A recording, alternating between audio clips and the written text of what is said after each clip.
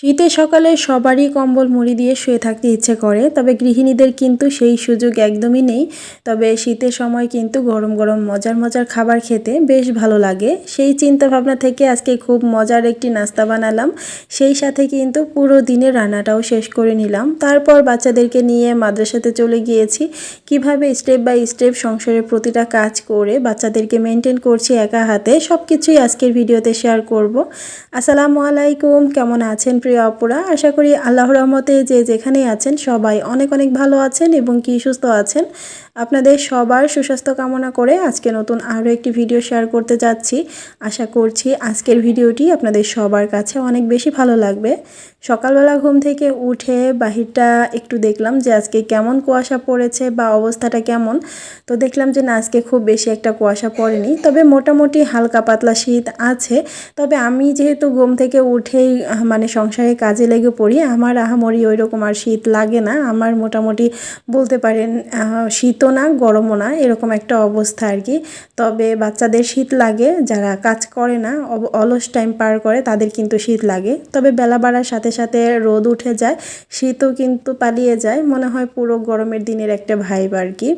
তো সব কিছু মিলিয়ে বলতে পারেন এবার শীতটা একটু কমই পড়েছে মোটামুটি আর কি। তো আমি সকালে দাঁত ব্রাশ করতে এসে দেখলাম যে বেসিনটা একটু মেসি হয়ে আছে, সেটাও সুন্দর করে ক্লিন করে নিলাম। এরপর নিজে দাঁত ব্রাশ করে ফ্রেশ হয়ে নিচ্ছি। এরপর কিচেনে চলে যাব। সকালবেলা খুবই তাড়াহুড়া দৌড়ঝাঁপের উপরে থাকি, যেহেতু আপনাদের ভাইকে নাস্তা বানিয়ে খাইয়ে দিতে হবে অফিসে যাওয়ার আগে। তো এ কারণে কিন্তু একটু তাড়াহুড়া থাকে, কারণ সকাল 7টার মধ্যে আমাকে নাস্তাটা রেডি করতে হয় আর কি। তো আজকে হচ্ছে আলু পরোটা বানাবো, আর দুপুরের জন্য রান্না করব ফুলকপি আলু দিয়ে পাঙাশ মাছ। তো আলু পরোটার জন্য যে আলুটা প্রয়োজন সেটা আমি প্রেসার কুকারে সিদ্ধ দিয়ে দিলাম, যাতে করে একটু ঝটপট হয়ে যায় আর কি।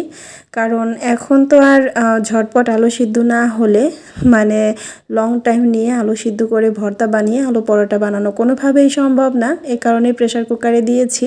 তো এরপরে কিন্তু আমি কাটাকুটো করে নিয়েছিলাম, ওই যে ফুলকপি আলু পেঁয়াজ তারপর এই টাইপের সব কিছুই কাটাকুটো করে নিয়েছি। এরপরে হচ্ছে আমি শুকনা মরিচ ভেজে নিলাম ভর্তা বানানোর জন্য, আর এদিক থেকে শুকনা মরিচগুলো একটা কৌটাতে রেখে দিচ্ছি।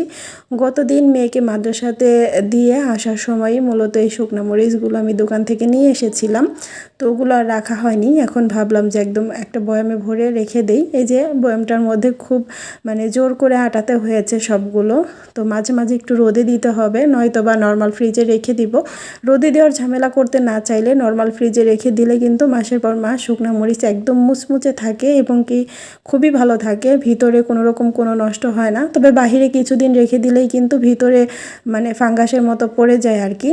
এদিক থেকে আমার আলু সিদ্ধ হয়ে গিয়েছে, আলুগুলো এখন ছিলে নিব। আমি বেশিরভাগ টাইমে আলু ছিলে তারপরেই সিদ্ধতে দেই, তবে ওই যে সকালে খুব তাড়াহুড়ো করেই সিদ্ধতে বসিয়ে দিয়েছিলাম, এ কারণে আর ছিলে নিতে পারিনি। খুব ভালো করে ধুয়ে তারপরে দিয়ে দিয়েছিলাম আর কি। এখন ছিলে নিব।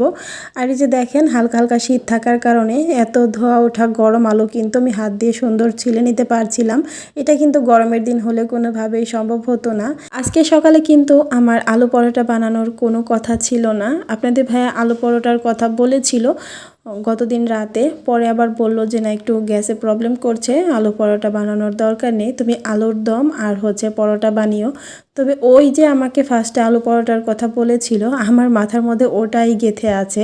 তো আমার পরবর্তীতে যে আলুর দমের কথা বলেছে এটা আর মাথায় নেই। এই যে আলু ভর্তা আমি যখন করছিলাম সেই সময় গিয়ে আমার মনে পড়েছে যে আমাকে তো আলুর দম রান্না করতে বলেছিল আর পরোটা করতে বলেছিল। এই কথাটা মনে পড়ার সঙ্গে সঙ্গে কিন্তু আমি একা একাই অনেক হেসেছি রান্নাঘরে দাঁড়িয়ে, যে ঘুমাতে যাওয়ার সময় আমাকে বলে দিয়েছে। তবে ঘুমের সাথে সাথে আমি সব জিনিস ভুলে গিয়েছি, চোখ মুছতে মুছতে কিচেনে এসেছি, তবে আমাকে কি রান্না করতে বলেছে সেটাই আমার মনে নেই। ওই যে আগে যেটা বলেছে ওটাই মাথার মধ্যে গেঁথে রয়েছে। ভাবছিলাম একটু পরে আপনাদের ভাইয়াও ঘুম থেকে উঠে কিচেনে আসবে, যে আমি কি করছি সেটা দেখার জন্য। সে নিজেও অবাক হবে যে আমি তো তাকে আলুর দম আর হচ্ছে পরোটা বানাতে বলেছিলাম, সে আলু পরোটা কেন বানাচ্ছে। তো পরে আবার নিজেই চিন্তা করছিলাম, ওই তো আলু দিয়েই তো সব কিছু করতে বলেছে, তো একভাবে না একভাবে করলেই হলো, নেক্সটে কোনো একদিন আবার আলুর দম বানিয়ে দিব।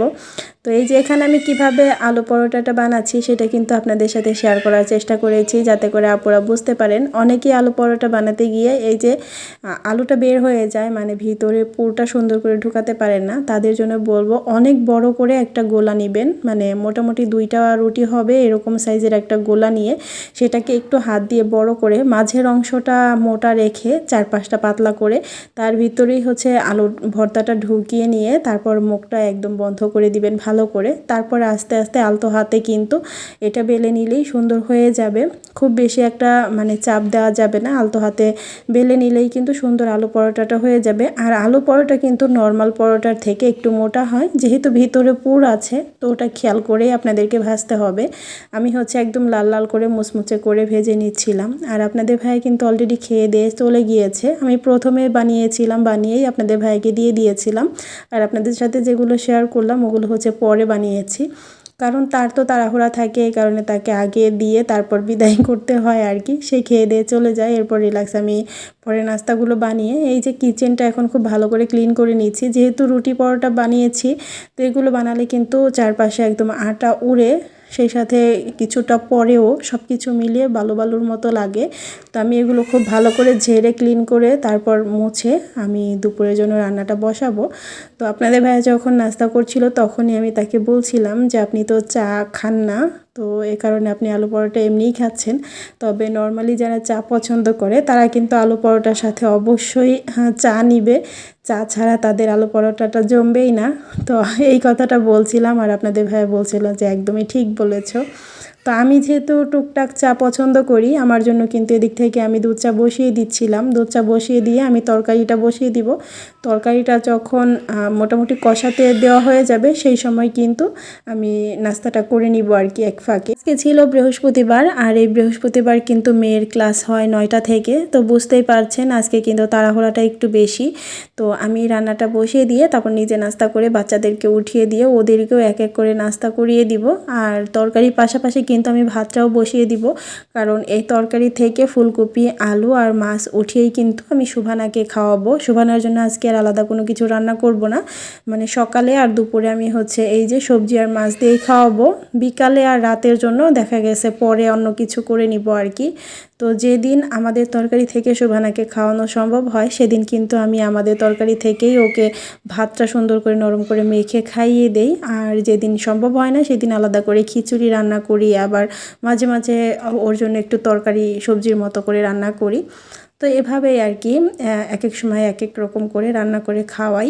তো এদিক থেকে মশলাটা কষিয়ে আমি মাছটাও সুন্দর করে কষাতে দিয়ে দিলাম। আর এই ফাঁকে আমি নাস্তা করব, দেখা গেছে নাস্তা করব, বাচ্চাদের নাস্তা করাবো, রেডি করাবো, এগুলো করতে করতে তরকারিটাও হয়ে যাবে, ভাতও হয়ে যাবে। আর এই কাজগুলোর ফাঁকে ফাঁকে এসে ভাত তরকারিটা দেখে নিব আর কি।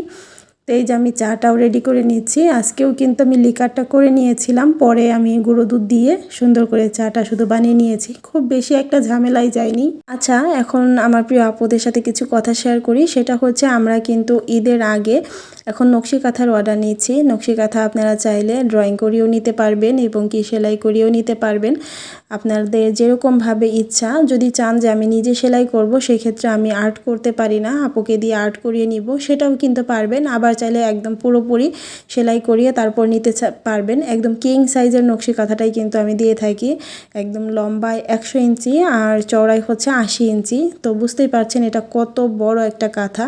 তো আপনারা কিন্তু চোখ বন্ধ করে খুব ভালো মানের ভালো কাঁথাই পাবেন।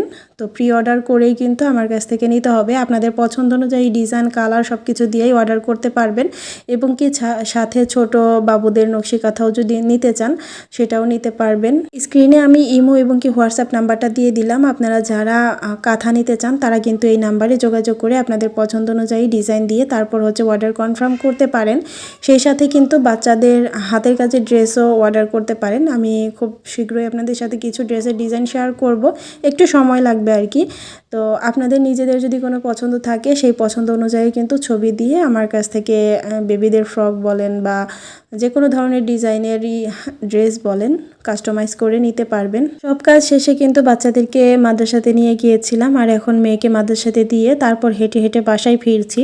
তো আজকের ভিডিওটি কেমন লেগেছে আপুরা ছোট্ট একটা কমেন্ট করে জানাবেন। ভিডিওটি ভালো লাগলে প্লিজ একটি লাইক দিয়ে আমার চ্যানেলের সঙ্গেই থাকবেন। সবাই অনেক অনেক ভালো থাকবেন, সুস্থ থাকবেন। আল্লাহ হাফেজ।